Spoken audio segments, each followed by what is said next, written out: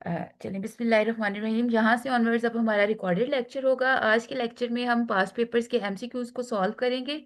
और ये past paper है 23 और 24 का मिक्स पास के मिक्स क्वेश्चंस हैं, ठीक है। इसमें आप लोगों ने क्वेश्चन नंबर्स पे नहीं जाना। जो नए पार्टिसिपेंट्स हैं please mute your self. Mute your self, अपनी वीडियो भी ऑफ कर लें बिकॉज रिकॉर्डिंग हो रही है। चलें, गुड हो गया। Let's get back to the screen. और अभी हम अपना ये क्वेश्चन शेयर कर रहे हैं। चलें जी, आज की जो ये हमारा लेक्चर है इसमें जैसे मैंने ऑलरेडी आपको बता दिया कि हम इसमें पास्ट पेपर्स के क्वेश्चंस को सॉल्व करेंगे। और ये सारे मिक्स क्वेश्चन आएंगे, इसमें बीच में इंग्लिश के क्वेश्चन आएंगे, बीच में जनरल नर्सिंग के भी और मिडवाइफरी के भी। और अभी क्वेश्चन नंबर्स पे आपने नहीं जाना बिकॉज ये जिस तरह से पेजेस थे उसी तरह से हैं। अभी आपने सिर्फ और सिर्फ इसके कंटेंट पे को समझने की कोशिश करनी है।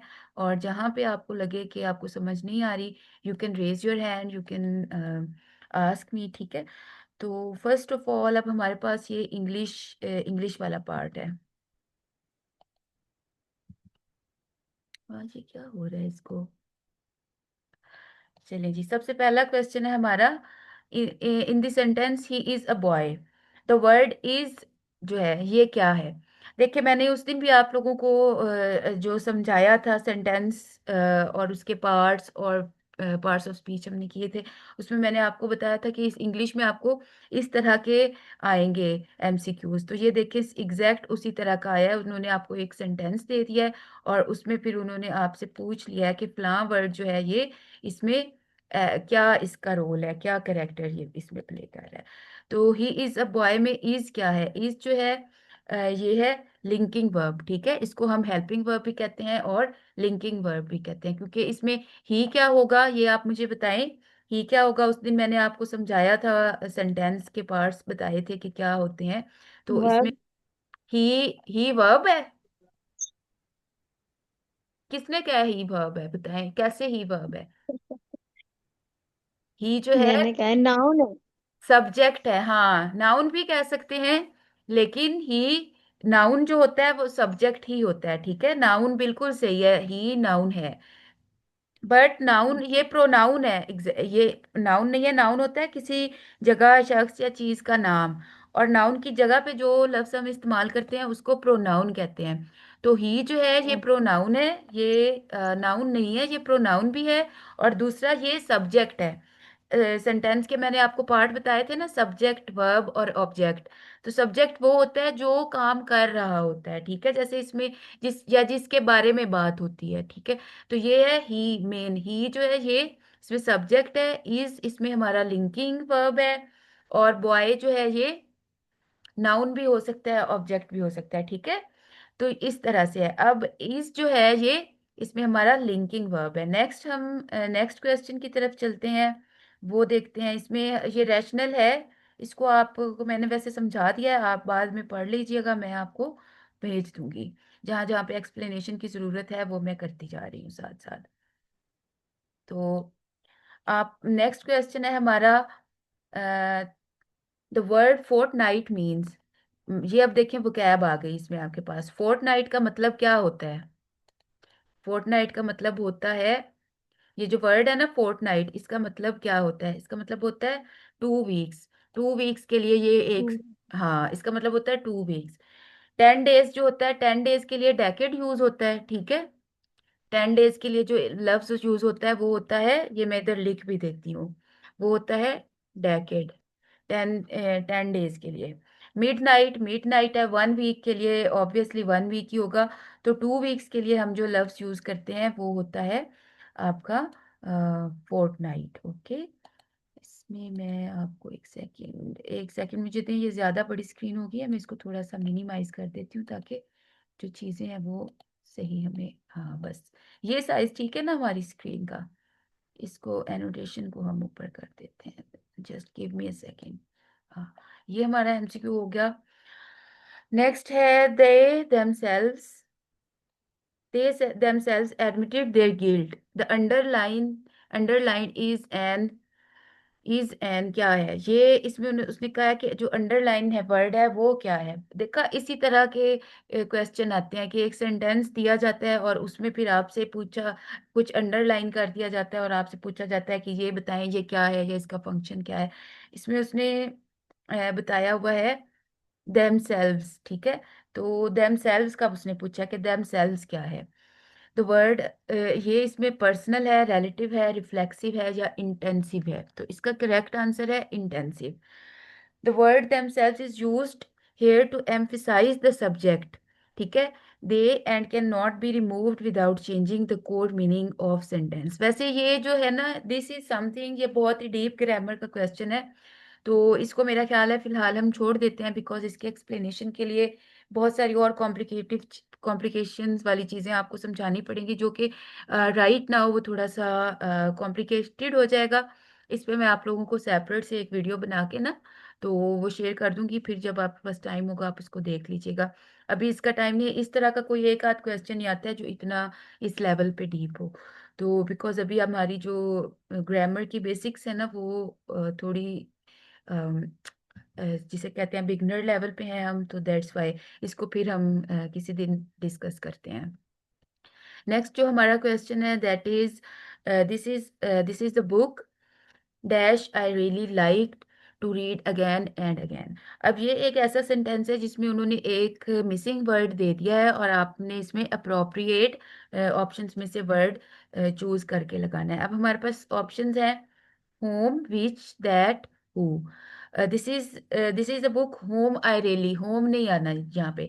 होम वैसे भी ना, होम का मतलब होता है जिसका, इसका मतलब होता है जिसका, बट होम जो है वो चीजों के लिए नहीं हम लगाते। होम आमतौर पे पर्सन्स के लिए लगाते हैं।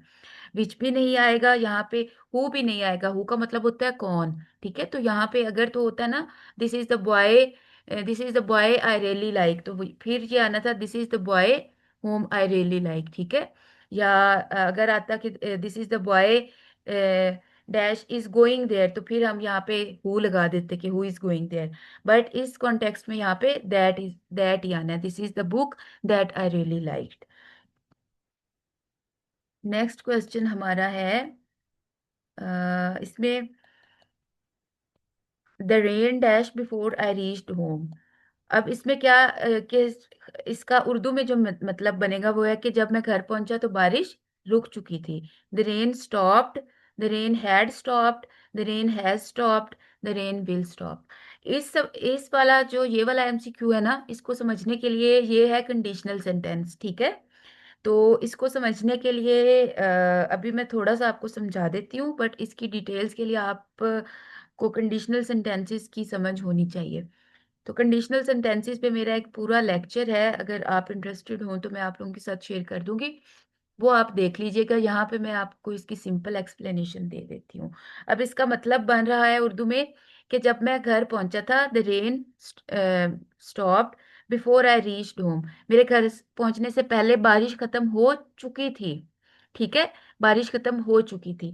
अब ये सिंपली स्पीकिंग बारिश खत्म हो चुकी थी। अब आप देखें इस तरह से हम इसको उर्दू में बोलेंगे ना, तो आप थोड़ा सा अंदाजा लगाया करें, थोड़ी सी कॉमन सेंस यूज किया करें जहाँ पे आपको थोड़ी समझ नहीं होती किसी, अगर किसी ग्रामेटिकल रूल की। तो हमने इसको इस तरह से करना है। तो खत्म हो चुकी थी क्या बनता है आपका, पास्ट परफेक्ट टेंस बनता है। तो फिर यहाँ पे क्या आएगा, हैड स्टॉप्ड, ठीक है। पास्ट परफेक्ट टेंस बनता है, the rain had stopped before I reached home, मेरे घर पहुंचने से पहले बारिश खत्म हो चुकी थी, तो इसमें हैड स्टॉप्ड आएगा। नेक्स्ट हमारे पास जो नेक्स्ट एमसीक्यू है वो है, हम्म, ये ऊपर चला गया था, हाँ। Change the given sentence into indirect speech, ठीक है। ही इनडायरेक्ट, और अब हमने एक्टिव वॉइस पैसिव वॉइस को लास्ट सेंटेंस में थोड़ा सा डिस्कस किया था। अभी हमने डायरेक्ट इनडायरेक्ट पे हम लोग नहीं आए। तो डायरेक्ट इनडायरेक्ट क्या होता है। अब इससे पहले कि हम ये वाला एमसीक्यू जो है इस पे थोड़ा सा मजीद हम लोग पढ़ें, मैं थोड़ा सा आपको डायरेक्ट और इनडायरेक्ट की सेंस थोड़ी समझा देती हूँ कि क्या डायरेक्ट स्पीच है और क्या इनडायरेक्ट स्पीच है। अब जो डायरेक्ट स्पीच है। ये डायरेक्ट स्पीच होती है एक, एक होती है इनडायरेक्ट। डायरेक्ट वो है कि जिस तरह से आपने एज इट इज बात की है, ठीक है। फॉर एग्जाम्पल, आप कहते हो कि आफिया कह रही थी मैं आज आज लेक्चर नहीं लूंगी, ठीक है। अब आपने एज इट इज ही बात बताई है कि आफिया कह रही थी या आफिया ने कहा कि आज मैंने लेक्चर अटेंड नहीं करना, या आज मैं लेक्चर अटेंड नहीं करूंगी। अब आपने से ऐसे कहा, ये हो गई डायरेक्ट स्पीच, मतलब कि जिस जैसे जिसने बात की आप उसी तरह से कह रहे हो जो। अब यहाँ पे हमारे पास क्वेश्चन में स्टेटमेंट है ना, ही सेड, उसने कहा आई एम गोइंग होम, मैं घर जा रहा हूँ। अब उसने जैसे मतलब बात कही, आपने इन्वर्टेड कॉमर्स में उसकी बात को एज इट इज आप बता रहे हो, ठीक है। तो ये है डायरेक्ट स्पीच। अब इनडायरेक्ट स्पीच होती है जब हम अपने अल्फाज में उसी बात को बताते हैं, ठीक है। इनडायरेक्ट स्पीच क्या है कि आपकी की हुई बात को अपने अल्फाज में मैं जब बयान करूंगी, या मेरी की हुई बात को जब आप अपने अल्फाज में बयान करोगे। जैसे पहले मैंने कहा था, मैंने आपको मतलब ये एग्जांपल दी थी कि आप कहते हो कि आफिया कह रही थी आज मैं लेक्चर अटेंड नहीं करूंगी। तो ये वो थी डायरेक्ट स्पीच। अब इनडायरेक्ट स्पीच इसकी कैसे होगी कि आप कहो कि आफिया कह रही थी आज वो लेक्चर अटेंड नहीं करेगी, ठीक है। अब आपने मैं को वो में बदल दिया, तो ये क्या हो गया, इनडायरेक्ट स्पीच, कि आपने एक बात को अपने लफ्जों में बयान किया। तो ये होता है डायरेक्ट और इनडायरेक्ट स्पीच का एक सिंपल कॉन्सेप्ट, ठीक है। एक सिंपल कॉन्सेप्ट में डायरेक्ट स्पीच और इनडायरेक्ट स्पीच ये होती हैं, बाकी इसके रूल्स क्या होते हैं वो सारी चीजें वो बाद की बातें हैं। अब यहाँ पे हमारे पास जो क्वेश्चन था वो डायरेक्ट स्पीच थी, ठीक है। जिस तरह से ये जहाँ पे हमारा सब्जेक्ट ही है, ही उसने जैसे बात की आप वैसे बयान कर रहे हो, he said I am going home. अब ये तो थी डायरेक्ट, इसको आप जब अपने लफ्जों में बयान करोगे तो आप कैसे कहोगे, उसने कहा। अब इसमें तो है कि उसने कहा कि मैं घर जा रहा हूं। तो जब आप अपने अल्फाज में कहोगे तो आप क्या कहोगे, उसने कहा कि वो घर जा रहा है, ठीक है। कैसे कहोगे आप, वो घर जा रहा है। तो अब इसको आप इंग्लिश में ही सेड दैट, अब इनडायरेक्ट देखें, he said that I am going, क्या ये इसका आंसर होगा, या फिर he said that he was going home, he said that he he हो विल। हाँ, पहला पहला तो हमें ये पता चला कि इसमें ही आएगा ऑब्वियसली। अब ही वाले दो ऑप्शन है, ठीक है। ही वाले इसमें हमारे पास दो ऑप्शन है, अब हमने इसमें से आगे ही हमने लेना है। दो ऑप्शन हमारे रिमूव हो गए, ए भी नहीं है और सी भी नहीं है। अब बी और डी में से हमने फर्दर किसको चूज करना है, एक है कि he said he was going home, दूसरा है he said that he shall go he shall go home. अब देखिए, जिस टेंस में अगर आईएनजी वाली फॉर्म होगी ना, आपने सिंपल इस तरह से याद रखना है कि अगर ऊपर देखें गोइंग है ना, तो आईएनजी वाला है आपका टेंस, तो आप आंसर में भी वही चूज चूज करोगे, ठीक है। आई एम गोइंग होम। अब इसमें क्या आएगा, ही said that he was going home. Was इसमें इसलिए आया है क्योंकि बाहिर हमारे पास पास्ट था ना, कॉमो से बाहिर पास्ट था, ही सेड था, तो अंदर वाला जो जो डायरेक्ट स्पीच होती है हमने क्योंकि बाहिर वाले के हिसाब से उसको बदलना होता है, तो आई को हम ही में बदल देते हैं और प्रेजेंट टेंस को पास्ट में। तो हमारा आंसर होगा he said that he was going home, B इसका राइट आंसर है, ठीक है। नेक्स्ट अब हम देखते हैं, इसी तरह आप ना मतलब तुक्का भी लगाएं, थोड़ी सी चीजें अगर मतलब ये अब टाइम कम है इसमें, आपके ऊपर बर्डन है बहुत सारी चीजों का। तो अगर एग्जैक्टली 100% आपसे रूल्स नहीं भी समझे जा रहे या आप नहीं भी समझ रहे हो तो भी कोई मसला नहीं है। कुछ चीजें हैं जो कॉमन सेंस की हैं, ठीक है, उनको आपने देखना है, आपने टेंसेस का हिसाब लगा लेना है कि ऊपर कौन सा टेंस है, कौन से वर्ब की फॉर्म यूज हुई है, ठीक है। और इस तरह से कुछ कुछ छोटी छोटी चीजें हैं जिनको आप दिमाग में रख के तो सम हाउ तुक्का शुक्का लगा के सही आंसर तक पहुंच जाते हो। ये मैं आप लोगों के साथ ये वाली फाइल शेयर कर दूंगी, इसको इसके रैशनल को आप अपनी अंडरस्टैंडिंग के लिए अच्छे से पढ़ लेना। नेक्स्ट है कॉल अ स्पेड मीन्स। अब ये है आपके पास फ्रेजल वर्ब आ गया है, या इडियम भी इसको बोलते हैं। तो ये कॉल अ स्पेड का मतलब होता है स्पीक प्लेनली। अब इसमें ये या तो आपको आएगा या आपको नहीं आएगा। बट फिर भी एक और मैंने आपको बात समझाई थी कि जब भी आप आंसर चूज करते हैं, चाहे वो इंग्लिश हो चाहे वो कोई भी और आपका दूसरे सब्जेक्ट्स हो, मिडवाइफरी या जनरल नर्सिंग, आधा सवाल के अंदर ही जवाब मौजूद होता है। अब इसमें देखिए, कॉल अ स्पेड, तो इसमें पता चल रहा है ना कि थोड़ा साफ साफ, इसका मतलब ये होता है साफ साफ बात करना, कॉल अ स्पेड, साफ साफ बात करना। तो साइलेंटली भी नहीं होना, स्पीक केयरफुली भी नहीं होना, स्पीक प्लेनली है इसका मतलब, ठीक है, शाउटिंग भी नहीं है। खैर, नेक्स्ट हम चलते हैं। नेक्स्ट हमारा नेक्स्ट क्वेश्चन क्या है? That is I dash English since 1996। अब ये भी आपका फिल इन द ब्लैंक है टेंसेस की, ठीक है। ये जो टेंस है ये है आपका परफेक्ट टेंस, ठीक है, परफेक्ट कंटिन्यूअस टेंस। तो इसमें आएगा आई हैव बीन टीचिंग, ठीक है। I have been teaching since 1996। Tenses आप लोगों के साथ मैंने शेयर किए थे, आई होप सो कि आप लोगों ने देख लिए होंगे। इस क्योंकि इसमें वक्त है, और ये जो हमारा परफेक्ट टेंस होता है ना, इसमें हम हमारे पास हमेशा टाइम का जिक्र होता है। तो अगर तो आपके पास एक पॉइंट ऑफ टाइम हो ना, तो आप सिंस लगाते हैं, अगर ड्यूरेशन हो तो आप फॉर लगाते हैं। अब ये है कि मैं इसका उर्दू में मीनिंग ये बनता है कि मैं 1996 से इंग्लिश पढ़ा रहा हूँ। तो I have been teaching English since 1996। अगर यहाँ पे 96 की बजाय होता ना, जैसे 2 इयर्स या 4 इयर्स या 4 वीक्स, एक ड्यूरेशन होता, तो फिर यहाँ पे सिंस की बजाय फॉर आना था।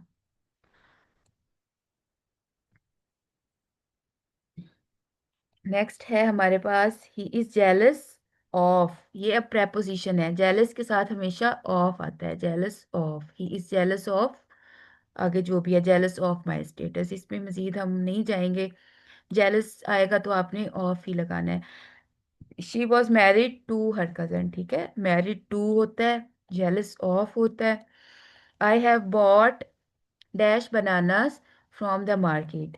आई have bought any some every little, इसमें आएगा सम, मैंने कुछ, एनी भी नहीं आएगा, एवरी भी नहीं आएगा, लिटल भी नहीं आएगा, इसमें आना है सम। आई हैव बॉट, मैंने कुछ बनानास खरीदे। The doctor said that the patient has dash chance of recovery.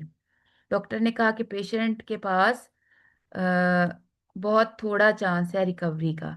सम भी नहीं आता, सम का मतलब होता है कुछ, इसमें हम लिटल लगाएंगे, इसमें लिटल आता है, ठीक है। लिटल क्यों आता है?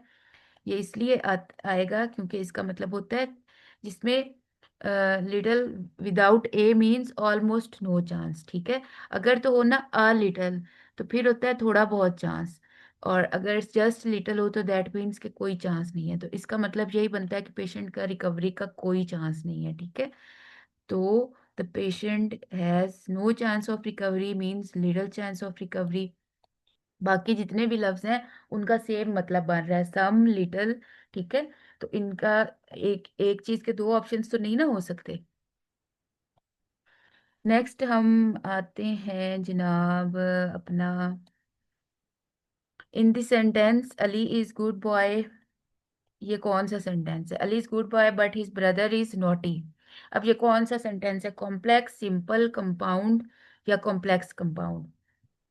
सिंपल सेंटेंस होता है जो सिर्फ और सिर्फ जिसमें एक बात होती है, जैसे Ali is a good boy, ये सिंपल सेंटेंस है, एक सेंटेंस।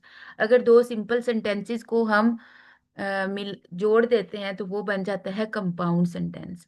ये अब दो सिंपल सेंटेंसेस को दो मिला के एक बड़ा सेंटेंस इन्होंने बनाया हुआ है कि Ali is a good boy but his brother is naughty, लेकिन उसका जो ब्रदर है वो नॉटी है। अब इसको इन्होंने बट लगा के दो सिंपल सेंटेंसेस को जोड़ा हुआ है, Ali is a good boy and his brother is naughty. ये दो दो पार्ट्स हैं, दो सिंपल सेंटेंसेस हैं। अगर सिर्फ होता Ali is a good boy फिर ये होना था सिंपल।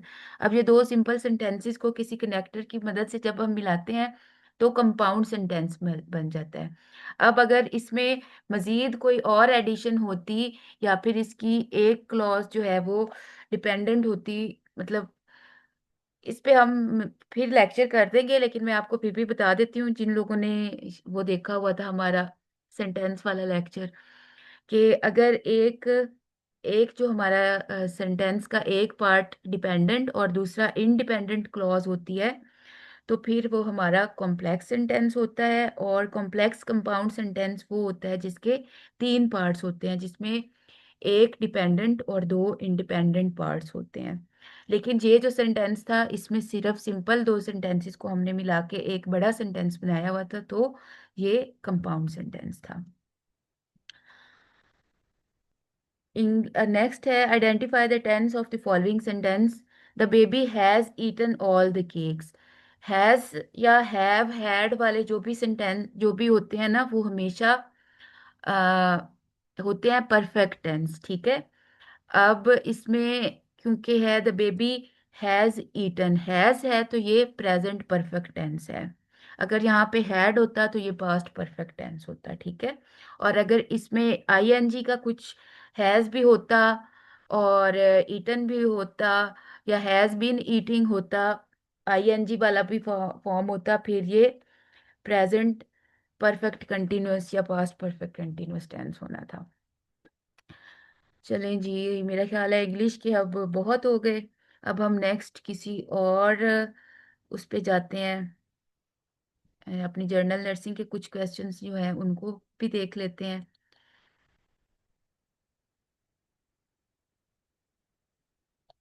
अच्छा जी, ये पास्ट पेपर्स के सारे इसमें जो क्वेश्चंस हैं ये पास्ट पेपर्स के क्वेश्चन हैं, ठीक है। अब नेक्स्ट हमारा क्वेश्चन है, ये जर्नल नर्सिंग वाले पोर्शन में से है। इसमें है कि the client is in surgery and will be returning to his bed via a stretcher, which bed option reflects that the nurse appropriately planned ahead for this client। मतलब हमारे पास एक पेशेंट है जो कि जिस जो अंडर सर्जरी है, ठीक है, वो सर्जरी में है, एंड विल बी रिटर्न, मतलब अब पेशेंट थिएटर में है और वो स्ट्रेचर पे वापस आएगा और आपने उसका बेड प्रिपेयर करना है। तो कौन से जो मेजर्स हैं वो जाहिर करते हैं कि नर्स ने सही तैयारी कर रखी है। Open bed in lower position, surgical bed in low position, surgical bed in high position, close bed in high position.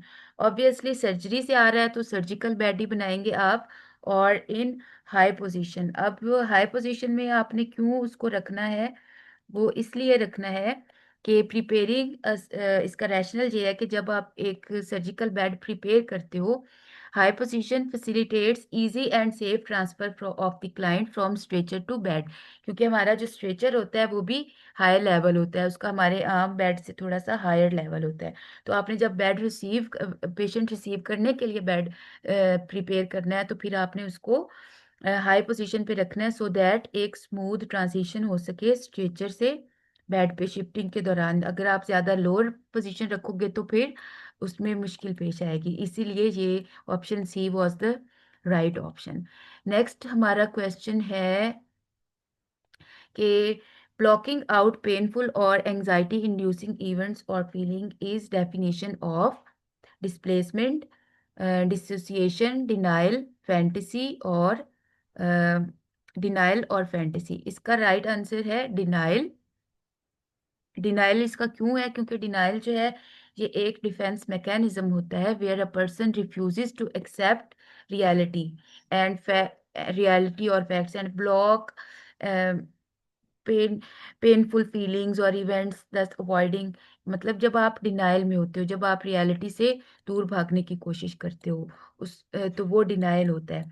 जबकि डिस्प्लेसमेंट और डिसएसोसिएशन में टोटल टोटल ही टोटली आप रियलिटी से दूर चले जाते हो। डिनाइल में होता है कि आप उससे डिनाइल फेज में होते हो, लेकिन टोटल डिसएसोसिएट नहीं होते, टोटली एक वो जैसे कि होता है ना स्प्लिट पर्सनैलिटीज, और उस तरह वाले उसमें नहीं जाते, ठीक है।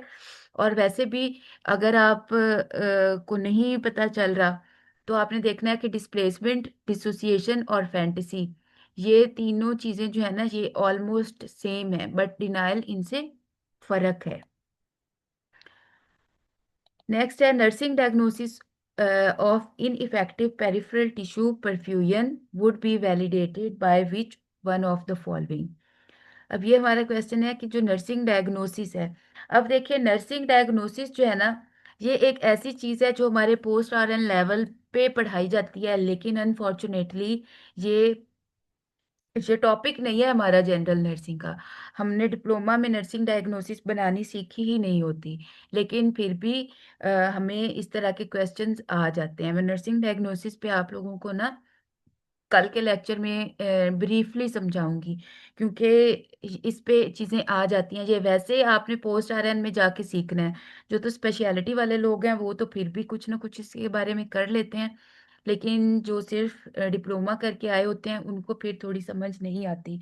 नर्सिंग डायग्नोसिस काफ़ी टाइप्स की होती हैं, तकरीबन 4 to 5 टाइप्स की होती हैं। और नर्सिंग केयर प्लान जो हम बनाते हैं ना, उसकी एक फेज होती है नर्सिंग डायग्नोसिस बनाना। सबसे पहले हम असेसमेंट करते हैं, फिर हम डायग्नोसिस बनाते हैं, फिर तीसरा स्टेप ये होता है कि हम अपना केयर प्लान बनाते हैं, फिर चौथा स्टेप ये होता है कि हम उस पर इम्प्लीमेंटेशन करते हैं, और फिर जो पांचवा स्टेप होता है वो ये होता है कि हमने उसको दोबारा से रीअसेसमेंट करना होता है कि हम किस तरह से अपना कितना कितने परसेंट हमारा नर्सिंग केयर प्लान जो है वो सही रहा था।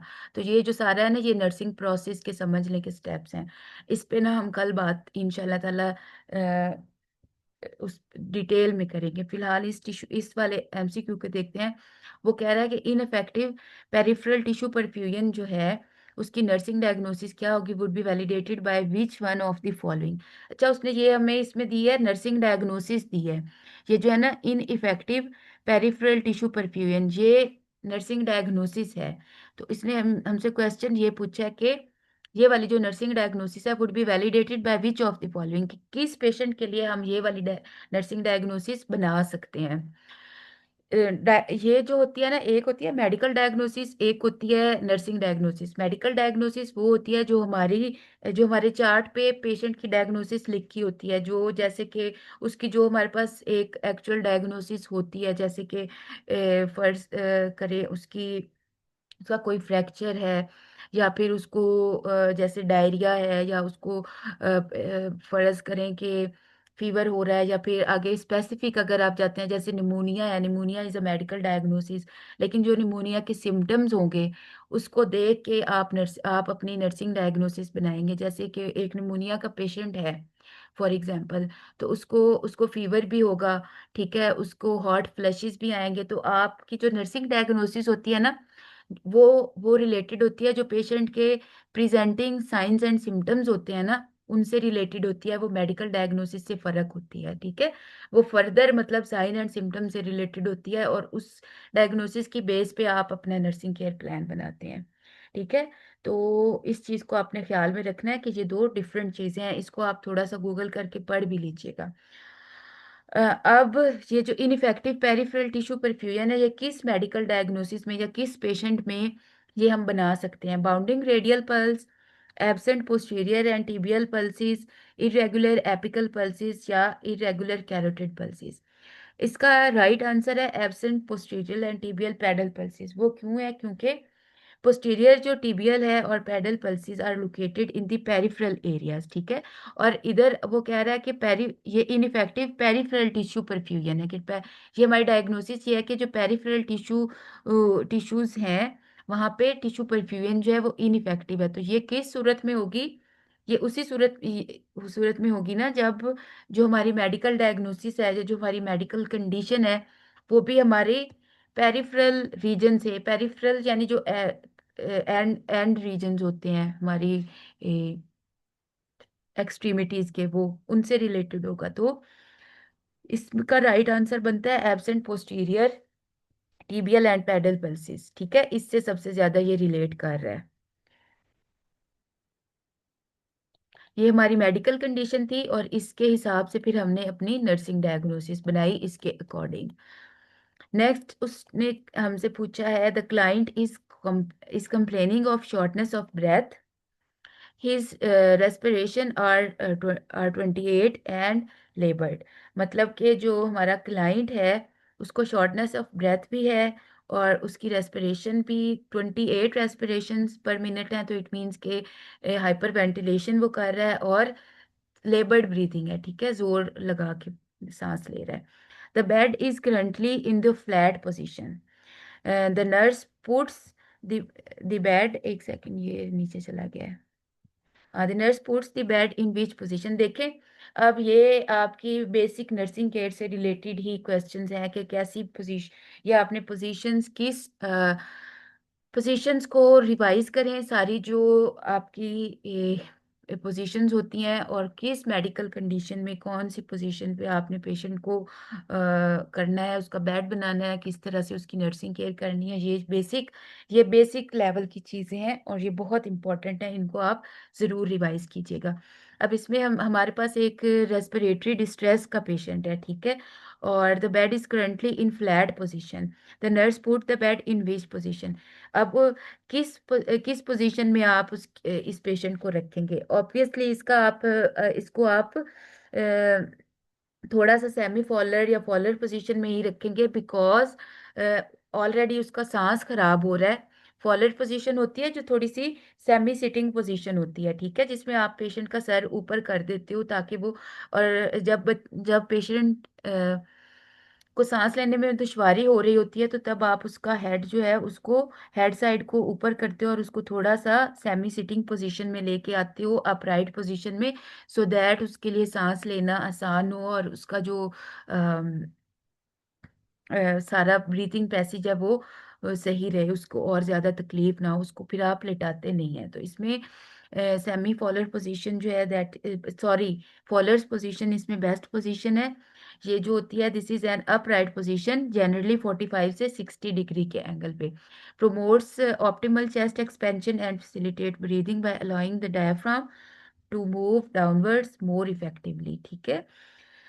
ये बड़ा कॉमन क्वेश्चन है, ये आपसे अक्सर वाइवास वगैरह में भी पूछ लेते हैं, और ये बेसिक बेसिक लेवल का क्वेश्चन है। इस तरह की चीज़ें जो हैं वो आपको मस्ट आनी चाहिए। The nursing student reviews the pathophysiology of myocardial infection in preparation for the next day's clinical experience. This activity is an example of which type of knowledge development. अब वो कह रही है कि जो नर्सिंग स्टूडेंट है वो रिव्यू करती है pathophysiology of a myocardial infarction in preparation for next days clinical experience. अगले दिन के लिए वो रिव्यू कर रही है पैथोफिजियोलॉजी ऑफ मायोकार्डियल इन्फॉक्शन। तब उसकी ड्यूटी है कल कार्डियोलॉजी वार्ड में फर्ज करें, और वो इस टॉपिक को पढ़ रही है। तो ये जो एक्टिविटी है, इसको आप क्या, ये क्या कहलाएगी? This activity is an example of which type of knowledge development? Empirical knowledge development होगी ये, या फिर ये आपकी पर्सनल नोइंग होगी, या फिर ये आपकी होगी कौन सी, कहाँ गया इसका ऑप्शन, एथिकल या फिर मॉरल? तो इसका एथिकल मॉरल नहीं आएगी क्योंकि वो अपने आप को तैयार कर रही है, ठीक है, नेक्स्ट आने वाले, इंटेंशनल है ये। अगर ये वो नहीं भी करती तो कोई इसमें कोई एथिकल वायलेशन नहीं है, ना कोई मॉरल वायलेशन है, वो करके जा रही है। तो this is N this this shows her preparation, और उसकी एक थ्योरेटिकल नॉलेज इम्प्रूव कर रही है। तो इसमें एम्पिरिकल नोइंग ही आएगी, ठीक है, because empirical knowing refers to the science of nursing which includes factual objective information and laws. मतलब वो अपना थ्योरेटिकल जो है नॉलेज उसको बढ़ा रही है, तो that refers to empirical knowing, ठीक है। बाकी जो चीज़ें हैं वो इसमें नहीं आती। और वैसे भी जो सेम तरह के दो आपके पास ऑप्शन आ जाते हैं ना, जिनका दोनों ऑप्शन का सेम मतलब बन रहा होता है, जैसे कि ये देखिए, एथिकल और मॉरल दोनों का सेम मतलब बन रहा है, तो ये दोनों तो हरगिज आंसर नहीं होंगे, ठीक है। तो ये दोनों तो हमारे वैसे ही, इसको तो आप रिमूव कर दोगे। अब आप पर्सनल नोइंग और एम्पिरिकल नोइंग में से कोई एक ऑप्शन सिलेक्ट करेंगे। तो इस तरह भी आपने ये चीज़ भी प्रैक्टिस करनी है कि जो आपके पास ऑप्शंस होते हैं उसमें आमतौर पे दो ऑप्शन तो साफ साफ नज़र आ रहे होते हैं कि ये दोनों तो हो ही नहीं सकते, या फिर कोई दो ऐसे ऑप्शंस हो जिनका सेम मीनिंग बन रहा हो, या जो बिल्कुल सेम ही चीज़ को जिनका मीनिंग बन रहा हो, तो आमतौर पे उन दोनों में से भी कोई आंसर नहीं होता, ठीक है। नेक्स्ट है हमारे पास, ये भी एक लंबा सिनेरियो बेस्ड क्वेश्चन है। द नर्स लीडर इन्फॉर्म्स, अब हमारे पास बस लास्ट मिनट है, ठीक है, किसी भी टाइम हमारा लेक्चर जो है ये एंड हो सकता है। तो आई गेस ये वाला जो है ये हम ये लीडरशिप पे है क्वेश्चन, लीडरशिप में से। बट इसको हम नेक्स्ट उसमें रिवाइज करेंगे अपने नेक्स्ट वाले लेक्चर में इंशाल्लाह ताला। और अभी के लिए अगर आप कोई बात करना चाहते हैं या कोई वैल्यू एडिशन करना चाहते हैं या नेक्स्ट लेक्चर के लिए कोई सजेशन है तो माइक्स ओपन कर लें, you can talk to me. हमारे पास कुछ सेकंड्स पड़े हैं नेक्स्ट इस लेक्चर के। तो अगर कुछ आप कहना चाहते हैं तो you are more than welcome. Otherwise अभी हम किसी भी टाइम हमारा जो लेक्चर है ये एंड हो सकता है, because we are in our last minute. इसको आप रीड आउट करके इसका आंसर तो वैसे आपकी स्क्रीन पे ही नज़र आ रहा है।